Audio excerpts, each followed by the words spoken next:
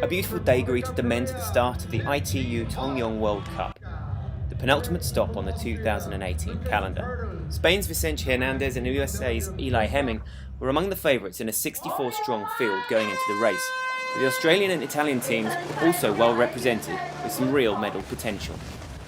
With such a large field, it was always going to be important to find some clear water to operate in, and it was one of those Australians, Marcel Walkington, who found himself out front, albeit with Ireland's Russell White right on his feet. By the latter stages of the 750-metre swim, the field had begun to stretch out, but White and Walkington were side by side coming out of the water.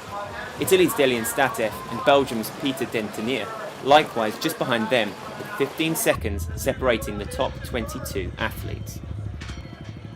A quick and clean transition saw Walkington out of T1 right on the heels of the Belgian, Italy's Alessandro Fabian heading out onto the bike course with compatriots Pozzatti and Statev for company. In hot pursuit, the likes of USA's Seth Ryder and Japan's Shogo Ishitsuka were ready to seize their opportunity to join the lead bike group, and it was a sizable group that had emerged out front, headed by race number 1 Hernandez and containing all of the pre-race favourites in a tight mass of bikes. The winner in Salinas, David Castro, was struggling to keep in check with the leaders, who all needed to keep their concentration throughout to avoid any collisions on this tight Tongyeong course. It was on lap 2 that Russia's Dmitry Polyansky, Israel's Itamar Alster, and Japan's Koki Yamamoto made the first significant breakaway. Coming through transition to take the bell, the trio had carved out a small advantage over the hordes behind them. That trio was caught on lap 3, however, and as the athletes made the most of the long downhill to give their legs a little downtime, it was again a large pack that would fly into T2. USA's Seth Ryder and Italy's Fabian were well set over the opening stages of the run, and after Switzerland's Max Studer had enjoyed a brief spell out front, it was the Italian who looked to take control over the first 3 kilometres. By the bell, there was still little to call between the first 8 athletes, and the race was wide open. France's Felix Duchamp looking composed, along with Israel's Amitai Yonah just behind Fabian. With 2 kilometres to go though, it was Duchamp who made his first move, followed by Studer, and the two began to pull away from the rest of the field. The Swiss then dug in up the hill to open up some daylight between him and Duchamp. And by the final turn, Eli Hemming was also looking to home in on a podium place.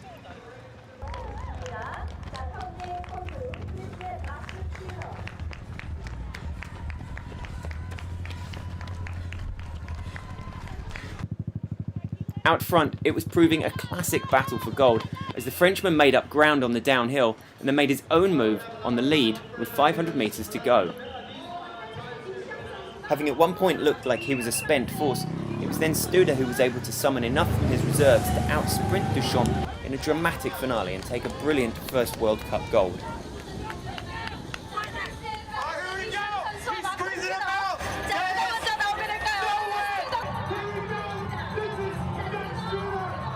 USA's Eli Hemming crossing in 3rd, just ahead of Israel's Amitai Yonah, Italy's Alessandro Fabian finishing in 5th.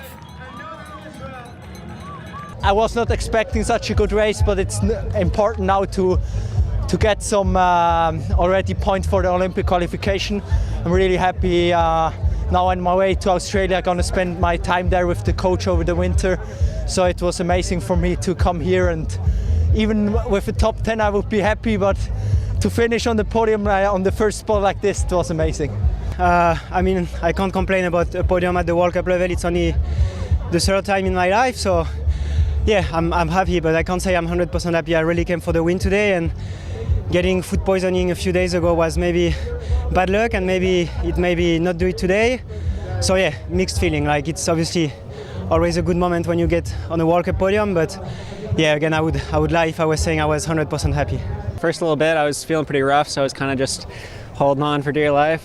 Fabian was pushing it pretty hard, so I was kind of just trying to stick with the pack and seeing if I could wait to the end for a little bit of a sprint. But those 2 guys got away a little bit on that first part, or on the first part of the second lap, and I just spent the second lap trying to catch back up to those guys and couldn't quite get them.